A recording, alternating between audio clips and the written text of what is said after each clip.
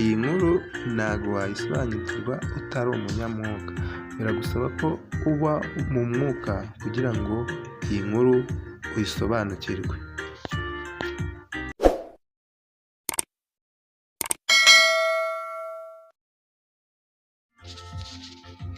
Habayeho umwami rimwe areba mu gihugu cye abona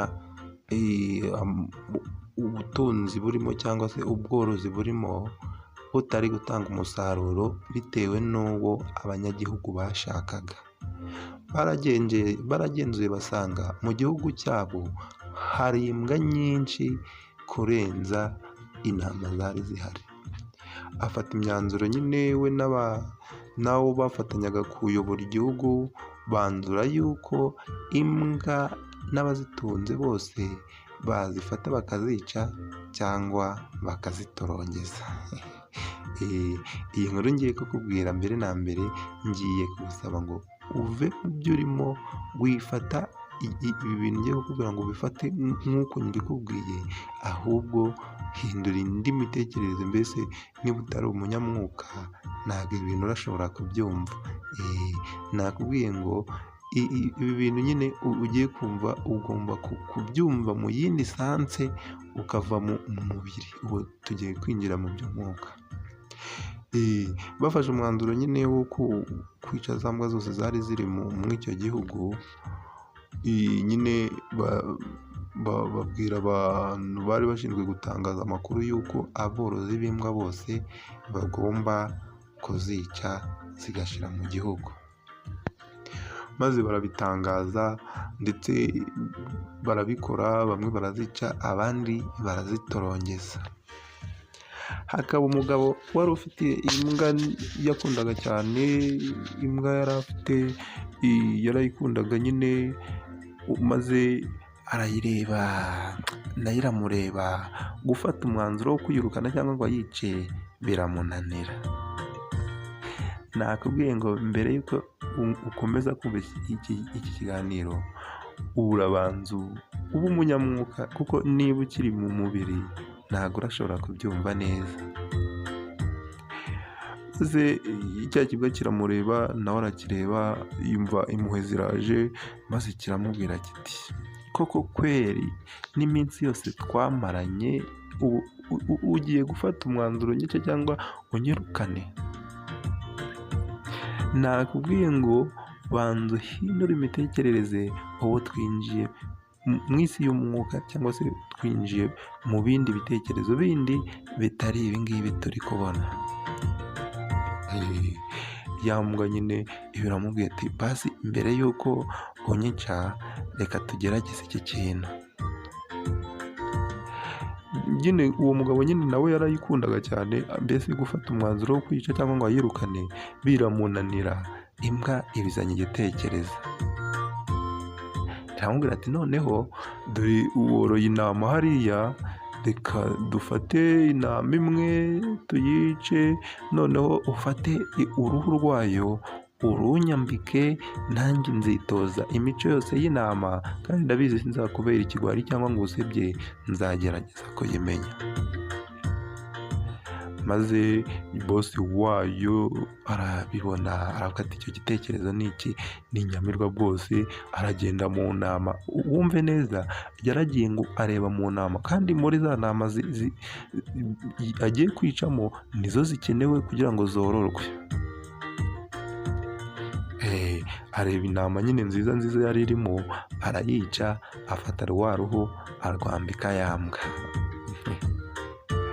Nakubwiye ngo nutaba umunyamwuka ngo tugendane ntabwo urabasha kumva neza ibyo ndi kuvuga, cyangwa ngo ubashe kumva ko bifite agaciro. Yamaze kuyica, amaze kuyambika ya mbwa, imbwa nayo iratangira yitoza imico yose y'intama. Iragenda imenya ko uko intama zitwara, imenya kugenda yunamye, imenya kugenda gakeya, mbese imico yose y'intama irayiga ndetse irayimenya ku buryo nyine utari gupfa kubitandukanya ko atari intama. Mbere na mbere ubanze uve mu bitekerezo bindi, tubanze twinjirane mu mwuka. Noneho umwami n'abayoboranaga igihugu baragenzuye babona koko mu gihugu hari cyiyongereye cyangwa se hari umusaruro wiyongereye ku bworozi, kuko imbwa bari baramaze kuzirukana mu gihugu. Yohereza nyine abashinzwe kumenya amakuru y'igihugu, bagenda mu ngo, bagenda bareba aho ahantu hose haba hari imbwa, basanga barazishe, abandi barazitorongeje.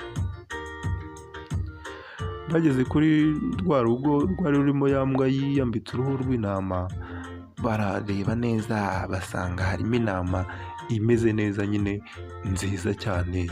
Barangije wa mugabo baramushimira, aravuga ati kuva twabera turi kubona koko mu gihugu hari umusaruro waba waragaragaye cyangwa se waba wariyongereye mu buryo bw'ubworozi bwacu, kuko twabaho. Urabona ko imbwa wari utunze hari icyo yakonsomaga, kubera ko ureba ko intama zawe zashishe cyane cyangwa zimeze neza. Basubira ibwami nyine batanga amakuru y'uko igihugu kiri kwaguka, batanga amakuru y'uko aborozi rwose umusaruro ufatika, ndetse ngo bari bafite intama zarushijeho kwiyongera ibiro cyangwa se zarushijeho kuba nziza kubera nta mbwa zikizizonga.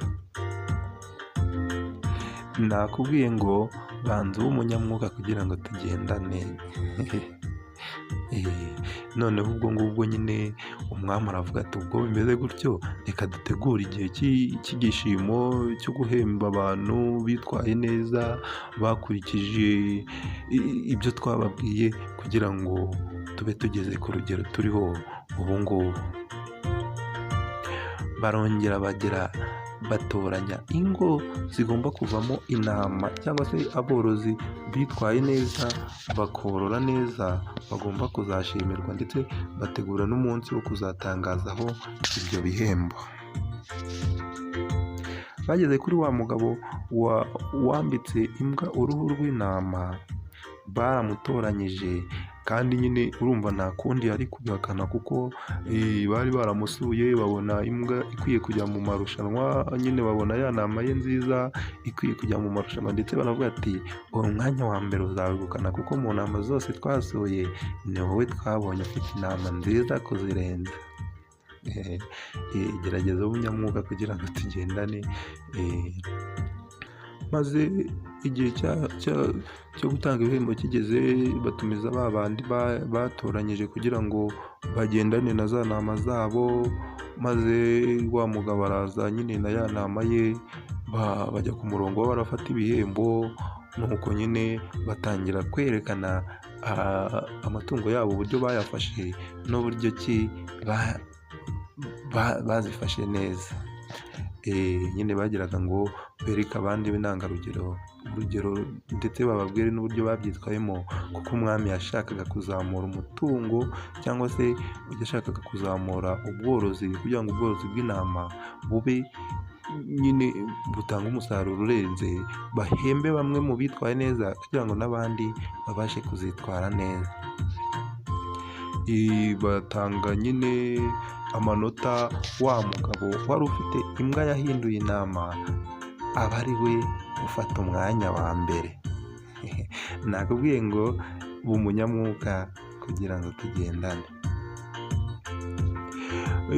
Nyine bagenda batambutsa nyir'intama na shebuja, intama na shebuja bikajya bigenda binyura imbere ya ba bantu bakomeye. Mbere y'uko bajya kuhatambuka, shebuja yabanje kubwira iyo mbwa ati ubu rero witegure ukore uburyo bwabaga bwose, tugiye kuzaca imbere y'abahambaye. Intama nayo irabyiga, ibona ko ibintu byose byagenze neza, ndetse ukabona koko ari byo, ku buryo nta kintu na kimwe cyari kubasha kugutandukanyiriza ko ari intama cyangwa ari imbwa, kuko ibintu byose bishoboka intama yitwaramo yari yabishoboye. Iyi mbwa nyine yitwaye gutyo, ariko umenye ko bitayibujije ko nubwo yiyambitse uruhu rw'intama, imbere muri yo yari ifite ububwa. Niba uri umunyamwuga nyine ibi bintu ngira ngo turi kubyumvikanaho. Icyo gihe cyarageze mu gihe cyo gutambuka imbere y'umwami. Murabizi nyine umwami aba afite imbwa, aba afite inkoni, agendana inkoni. Bari gutambuka imbere ye nyine, yari afashe inkoni ye arayibangura, ayibanguye ayikubita kuri wa mugongo wa ya mbwa. Imbwa ntabwo icyo kintu yari yarakize yuko iyo ikubiswe itamoka, yahise ibwira ngo pwe pwe pwe. Bati aya marushanwa arahagaze, nyiri iyi nama naze hano. Mbese nyine bahise bafata umuheto baramurasa, na ya nama barayirasa, kuko yari yishe amatora cyangwa se yari yishe amarushanwa. Iyi nkuru iratwigisha iki? Uko wakwigira kose, uko wakwiyoberanya kose, wahisha ingeso yawe, ariko hari ahantu runaka utarenga. Umenye ko umwami agendana inkoni. Ibi bintu niba twari turi kubivuga, ushobora kuba uri umukristo, abantu bose tuzi neza ko uri umuntu mwiza, umuntu w'Imana, mbese tukaba twumva ko uri mwiza, ariko hari ingeso muri wowe yakunaniye udashobora kwihana, cyangwa se wumva udashaka no kwihana. Ariko igihe ni kimwe ndetse isaha n'imwe, hari igihe Imana Nyiringabo niyo mwami igendana inkoni. Inkoni ishobora kwegeranya n'ibintu byinshi, inkoni wageranya n'ibigeragezo, inkoni, mbese umwami afite inkoni atoranyirizamo cyangwa se yerekaniramo umuntu wa nyayo, koko akaba yamubona. No kubona umuntu nyine, habaho nyine n'abantu ngo biyambike uruhu rw'intama ku buryo bagenda rwose ubona ari abanyamico myiza, bakaba babarobanura mu bandi ngo bajye kugura abandi, kandi nyine ari nuko biyambitse uruhu rw'intama, ariko imbere ngo bafite ingeso muri bo yabananiye. Akageso akaba yifitemo akageso k'urwango, akaba yifitemo akageso ko kutishimira abantu, akaba yifitemo akageso nyine utamenya, buri wese nyine ugasanga afite akageso mu mutima yabitse kandi adashaka no kwihana.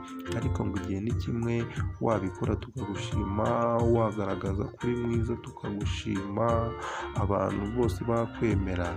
Ariko hari igihe kimwe kizabigaragaza, mbese ngo igihe cy'imanza imbere y'intebe y'Imana, ubwo abantu bazaba bari gutambuka imbere yayo, Imana izaba ifite inkoni. Iyi nkoni nyine izagaragaza umuntu wese, bazashyirwa ku gipimo. Iki gipimo nyine ngo nicyo kizabasha gucenshura imirimo y'umuntu udashobora kwihana, cyangwa se wumva udashaka no kwihana. Ariko igihe ni kimwe ndetse isaha n'imwe, hari igihe Imana Nyiringabo niyo mwami igendana inkoni. Inkoni ishobora kwegeranya n'ibintu byinshi, inkoni wageranya n'ibigeragezo, inkoni, mbese umwami afite inkoni atoranyirizamo cyangwa se yerekaniramo umuntu wa nyayo, koko akaba yamubona. No kubona umuntu nyine, habaho nyine n'abantu ngo biyambike uruhu rw'intama ku buryo bagenda rwose ubona ari abanyamico myiza, bakaba babarobanura mu bandi ngo bajye kugura abandi, kandi nyine ari nuko biyambitse uruhu rw'intama, ariko imbere ngo bafite ingeso muri bo yabananiye. Akageso akaba yifitemo akageso k'urwango, akaba yifitemo akageso ko kutishimira abantu, akaba yifitemo akageso nyine utamenya, buri wese nyine ugasanga afite akageso mu mutima yabitse kandi adashaka no kwihana. Ariko ngo igihe ni kimwe, wabikora tukagushima, wagaragaza kuri mwiza tukagushima, abantu bose bakwemera.